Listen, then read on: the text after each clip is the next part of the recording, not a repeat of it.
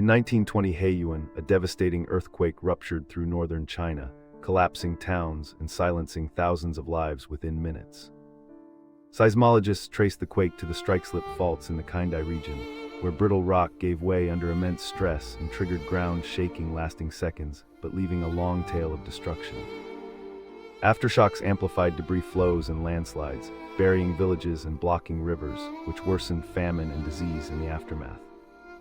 The incident led to reforms in building codes and disaster response, emphasizing landslide risk assessment and rapid evacuation. Modern risk planning now prioritizes early warning networks and community drills to prevent repeat tragedies.